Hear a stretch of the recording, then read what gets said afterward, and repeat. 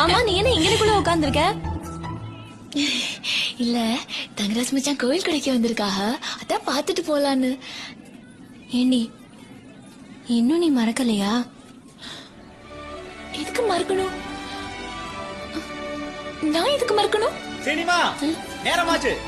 சரி மாறி, நான் வாரேன்.